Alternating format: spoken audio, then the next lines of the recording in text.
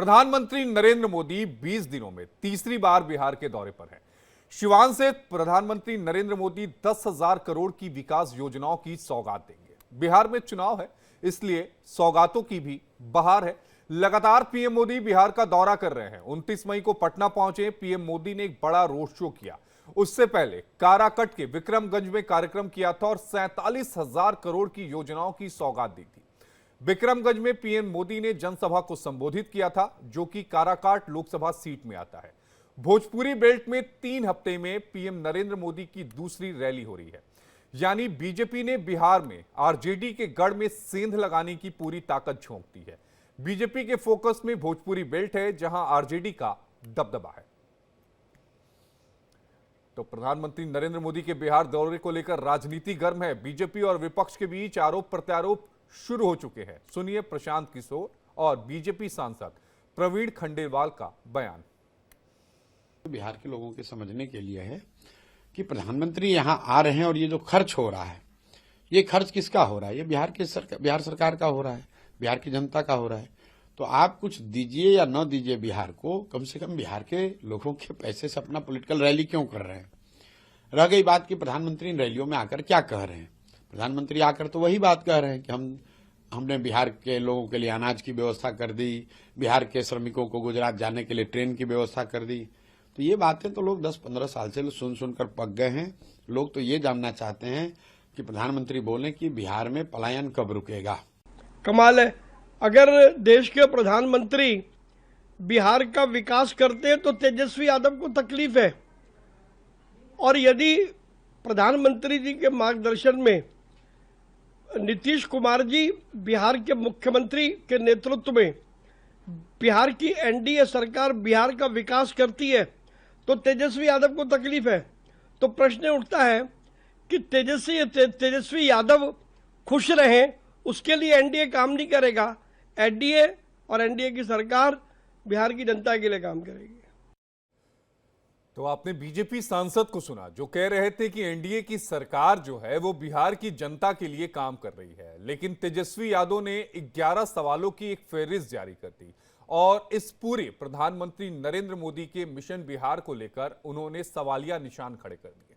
और इसी पर बातचीत करने के लिए हमारे साथ कई खास मेहमान जुड़े हैं। हमारे साथ राहुल आनंद जी हैं, प्रवक्ता है भारतीय जनता पार्टी के। हमारे साथ प्रोफेसर रंजीत कुमार मिश्रा जी, प्रवक्ता कांग्रेस पार्टी के, जुड़ेंगे। हमारे साथ उत्पल बल्लभ, प्रवक्ता हैं आरजेडी के, वो हमारे साथ जुड़ेंगे। हमारे साथ महेश दा, प्रवक्ता है जेडीयू के, वो हमारे साथ जुड़ चुके हैं। और रंजन सिंह, प्रवक्ता हैं एलजेपी के, वो भी हमारे साथ जुड़ चुके हैं। आप सभी का इंडिया डेली में बेहद स्वागत है। सबसे पहले मैं आपके साथ शुरुआत करूंगा राहुल आनंद जी। राहुल आनंद जी, प्रधानमंत्री नरेंद्र मोदी का जो बिहार दौरा है उसको लेकर तेजस्वी यादव ने सीधे सवाल जो है वो खड़े करने शुरू कर दिए हैं और एक के बाद एक सवालों की एक लंबी जो फहरिस्त है वो तेजस्वी यादव ने जारी कर दी है और इस पूरे मिशन बिहार को लेकर उन्होंने सवाल उठा दिए हैं। सबसे पहले आपकी प्रतिक्रिया। देखिए, यहाँ सबसे बड़ी बात यह है कि मोदी जी के विषय में अगर कहा जाए तो ये कहना लाजमी होगा कि देश पर मर मिटने की रवानी है। सिर्फ मोदी सिर्फ नाम नहीं, बल्कि बिहार की कहानी है। सिवान की सड़कें दे रही हैं प्रणाम। देखिए, सबसे बड़ी बात यह है, यहाँ पे चीजों को समझने की आवश्यकता यह है कि निश्चित तौर पे अगर हम देखें तो जब भी मोदी जी का बिहार दौरा होता है तो जो विपक्षी पार्टियां हैं, खास करके उनके पेट में दर्द होने लगता है। दर्द होना लाजमी भी है, क्योंकि उन्होंने कभी विकास की विचारधारा से प्रेरित अपने आप को कभी किया नहीं, बिहार को कभी चलाया नहीं। लेकिन जो विकास दे रहे हैं उनके लिए थोड़ी सी जब लोकतंत्र के मंदिर में जब जाएंगे तो लिटमस टेस्ट में पास करना थोड़ा मुश्किल आ जाता है। देखिए, आज का उनका जो दौरा है बिल्कुल बहुत ऐतिहासिक दौरा है। माननीय प्रधानमंत्री जी 5 महीने में चौथी बार आज बिहार की पावन धरती पे आ रहे हैं। और क्या खास है हमारे लिए, ये जानना सबसे बड़ी आवश्यकता है। सबसे पहली बात तो ये है कि पटना से गोरखपुर के लिए जो बिहार यूपी को जो जोड़ने वाली एक ट्रेन देने जा रहे हैं, जिसमें लगभग 600 के आसपास यात्री सफर करेंगे। वंदे भारत ट्रेन का उद्घाटन करेंगे। दूसरी, 10,000 प्रोजेक्ट की शुरुआत करने जा रहे हैं। तीसरी बात करें तो इस पंडाल में मोदी जी से मिलने के लिए, मोदी जी को देखने के लिए, मोदी जी को सुनने के लिए 4 लाख लोगों को आने और रुकने की व्यवस्था की गई है। यही नहीं, अगर देखा जाए आगे तो 51 हजार परिवारों को पीएम आवास शहरी योजना के तहत तो पैसे निर्गत करने के निर्गत करेंगे और बिहार में जो सबसे बड़ी बात है, जो बिहार को एक कारखाने के नाम से नहीं जाना जाता था, आज आपको गर्व होगा कि बिहार में एक ट्रेन, लोकोमोटिव ट्रेन, जो बिहार के राहुल आनंद जी, बरौरा जो आप कह रहे हैं कि 4 लाख लोग आ रहे हैं, तेजस्वी यादव ने जो 11 सवाल उठाए हैं, उनमें से 11वां सवाल यही है कि इस प्रचंड गर्मी में इतने सारे लोगों को, कई जिले के कर्मचारियों को एनडीए के जो लोग हैं वो लेकर आ रहे हैं। ये तेजस्वी यादव का सवाल है, 11वां सवाल है। मेरे पास पूरे 11 सवाल है, लेकिन एक एक करके मैं आऊंगा। हाँ, तेजस्वी यादव जी का जो 11वां सवाल है ना, तो उनका मैं अगर उत्तर दूं तो यही देना होगा कि धरा होती विकराल जब जब मुसीबत का समय आता, किसी रूप में कोई महामानव चला आता। बिहार की धरती में जब आज नरेंद्र मोदी जी का आगमन हो रहा है, तो आज मौसम भी साथ दे रहा है। यानी कि आज यहाँ मानसून की जो बौछार हो रही है, बरसात के बावजूद भी वहां लोग आ रहे हैं। ये भीड़ देखने में शायद तेजस्वी यादव जी को नजर नहीं आ रहा है, क्योंकि तेजस्वी यादव जी भी कल तक यात्रा पे ही थे और बिहार के मौसम का आनंद और लुत्फ उठा रहे थे, गाड़ी रोककर नाश्ता और खाना खाते थे सड़कों पे।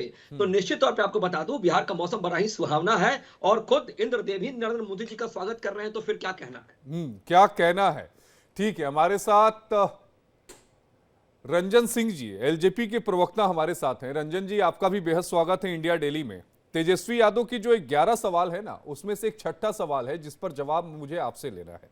उन्होंने नीतीश कुमार के स्वास्थ्य को लेकर मुद्दा उठाया है। उन्होंने पूछा कि क्या प्रधानमंत्री नीतीश कुमार के स्वास्थ्य को भी लेकर कुछ कहेंगे क्या?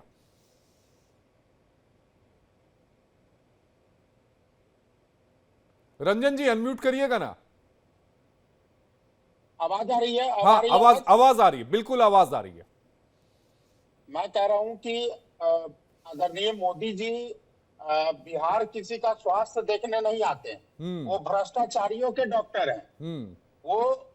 वो ऐसे लोगों के डॉक्टर हैं जिन्होंने अपने राजनीतिक जीवन और सामाजिक जीवन को इस्तेमाल करके अचूक संपत्ति के मालिक बने।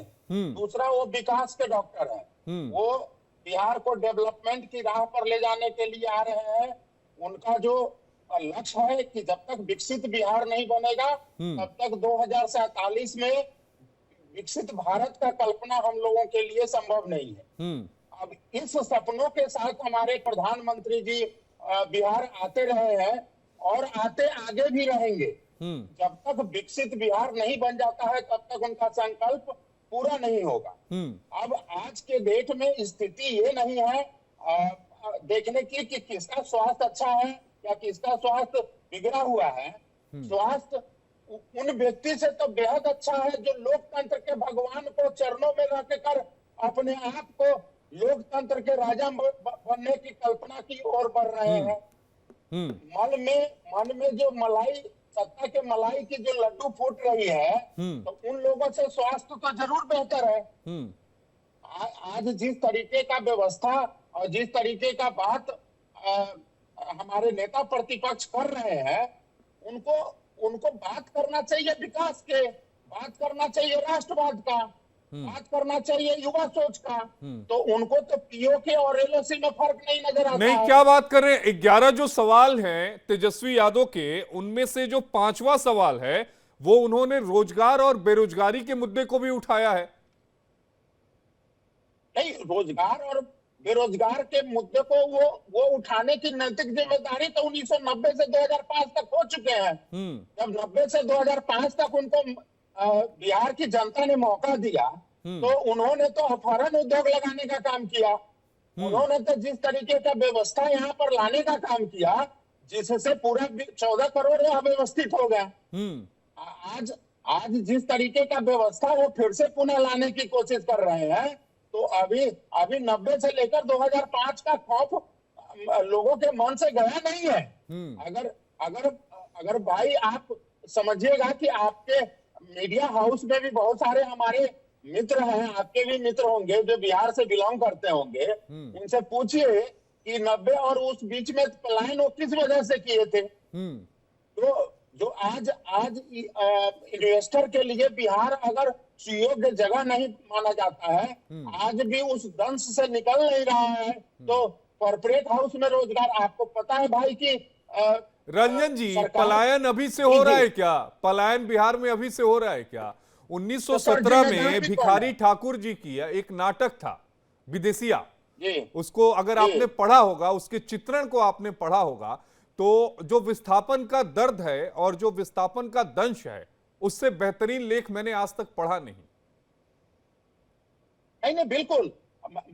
मैं तो कहता हूं कि पलायन हमारे यहाँ का यथार्थ सच्चाई है। हमारे नेता आदरणीय चिराग पासवान जी विभिन्न मंचों पर बोलते भी रहे हैं, आपने भी कवर कई बार किया है कि पलायन बिहार की सच्चाई है। लेकिन मैं एक सवाल पूछना चाहता हूं कि 75 साल में सबसे ज्यादा जिम्मेदारी किसको मिली? ये पलायन प्रदेश, मजदूर प्रदेश किसने बनाया? ये आज बिहार को 30 फीट नीचे गड्ढा में आप डाल दिए।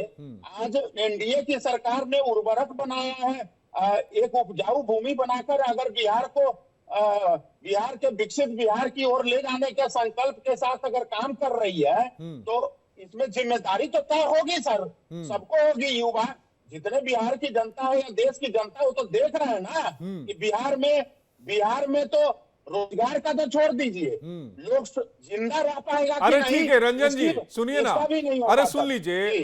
उत्पल बल्लभ जी भी हमारे साथ जुड़ गए हैं, प्रवक्ता हैं आरजेडी के। मैं उनके पास जाऊंगा, लेकिन एक सवाल का जवाब दीजिए। चिराग बाबू लड़ रहे हैं कि नहीं इस बार चुनाव विधानसभा का? हम लोग तो कह रहे हैं बिहार एकदम 14 मुख्यमंत्री करोड़ पद का लोग चेहरा चाह रहे होंगे हैं क्या? मुख्यमंत्री पद का चेहरा हमारे एनडीए में नीतीश कुमार जी ही होंगे, उन्हीं के नेतृत्व में चुनाव लड़ा जाएगा। लेकिन हाँ, बिहार विधानसभा में लोक जनशक्ति पार्टी की एक मजबूत भूमिका जरूर रहेगी, जिससे बिहार फर्स्ट और बिहारी फर्स्ट को बल मिलेगा। ठीक है, चलिए उत्पल जी, प्रधानमंत्री नरेंद्र मोदी की रैली, तेजस्वी यादव के 11 सवाल, रिएक्शन आपका। उत्पल जी। देखिए, प्रधानमंत्री जी जब जी जी जी जी प्लीज। मैं कह रहा हूँ प्रधानमंत्री जी जब बिहार आते हैं तो हम लोग यही चाहते हैं कि प्रधानमंत्री जी जब बिहार आ रहे हैं तो बिहार के लिए वो क्या करेंगे, बिहार के लिए उनका क्या विजन है और बिहार को वो क्या देंगे, ये बात बिहारियों को जानना जरूरी है।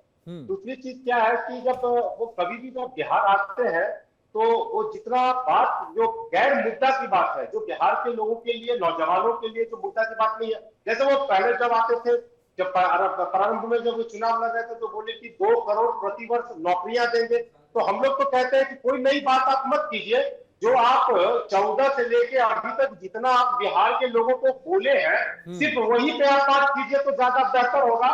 ये 2 करोड़ नौकरियां के हिसाब से आज 11 वर्ष आप सत्ता शासन में रहे, डबल इंजन की सरकार चल रही है, तो 22 करोड़ नौकरियां में से बिहार के लोगों को तो अभी तक दो बिहार के नौजवानों को नौकरी करनी चाहिए थी। तो सिर्फ आप अपनी बात पे बात कर लीजिए।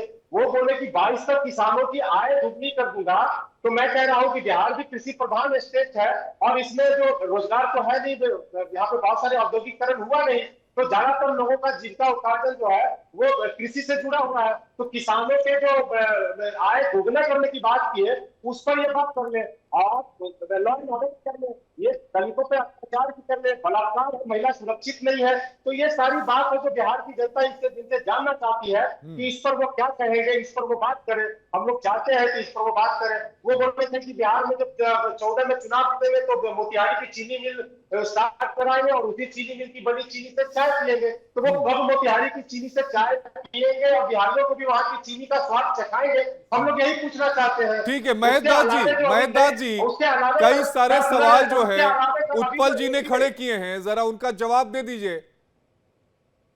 महेश दास जी, जेडीयू प्रवक्ता, स्क्रीन पर नजर नहीं आ रहे, राहुल आनंद जी से जवाब ले लेते हैं। राहुल आनंद जी जवाब दीजिएगा उत्पल जी की बात का। देखिए मेरे दोस्त, उत्पल जी के साथ एक सबसे बड़ी समस्या क्या है ना कि इन लोगों की जो पॉकेट स्टनरी है वो कभी अपडेट नहीं हो पाती है। कैसे नहीं अपडेट हो पाती है मैं आपको बताता हूँ। देखिए ये 2014 से जिस बातों को लेकर चले आ रहे हैं, आज तीसरा युग शुरू हो गया है नरेंद्र मोदी जी की सरकार की अगर हम बात करें तो, लेकिन आज भी वो पिछले युग की बातें करते हैं। लेकिन फिर भी मैं आप आपको भी लोग वो तो पिछले चीजों युग पे की नहीं जाता बातें हूं। करते हैं। लालू यादव जी का टेन्योर कब का खत्म हो गया? 21 साल हो गया आप लोग को सत्ता में, आप भी जंगल राज की बात करते हैं। ये भी बोलिए ना, पूरी बात बोलिए तब। अंतर मैं आपको बताता हूं। सबसे पहले मैं इनके प्रश्न का उत्तर दे दूं। देखिए वो बातों को कह रहे थे कि नरेंद्र मोदी जी ने कितने रोजगार की बातें की, नरेंद्र मोदी ने क्या दिया। फिलहाल बिहार के परिप्रेक्ष्य में ही अगर हम बात करें तो निश्चित तौर पे आपको मैं कुछ चीजें बता देता हूं जो बिल्कुल सटीक है। इसकी आप R&D भी कर सकते हैं, क्योंकि तथ्यों के आधार पे ही मैं अपनी चीजों को पार्टी के सामने और आपके सामने प्रस्तुत कर रहा हूं। सबसे पहली बात यह है कि जो निवेश की बातें कर रहे हैं, राष्ट्रीय राजमार्ग और पुल निर्माण की अगर हम बात कर लें तो लगभग 54,713.11 करोड़ रुपए दिए गए हैं। अगर ग्रामीण विकास की बात करें तो लगभग 13,820 करोड़ दिए गए हैं। यही नहीं, अगर हम बात कर रहे हैं तीसरे अंश की तो पेट्रोलियम और प्राकृतिक गैस की बात कर लें तो 21,476 करोड़, ऊर्जा की बात करें तो 16,130 करोड़, रेलवे की बात करें तो 8,870 करोड़, कौशल विकास की बात करें तो 1,550 करोड़, कृषि की बात करें तो लगभग अगर हम बात करें तो 3,094 करोड़। राहुल जी, शिक्षा की बात राहुल करें, जी सुनिए ना, ये आंकड़ों में मत उलझाइए। हम बड़ा नहीं तो सीधे मैं आ रहा आदमी हूं। है, हमें समझ में ये देखिए, मैं आता है आ रहा कि हूं। आम आंकड़ों आदमी के की बाद- जेब में क्या जा रहा है। जी, उत्पल जी बिल्कुल, मेरी बात से बिल्कुल। एग्री करेंगे। आम आदमी को क्या मिल रहा है वो बताइए, कितने करोड़ की जी, परियोजनाएं हैं वो मत बताइए आप।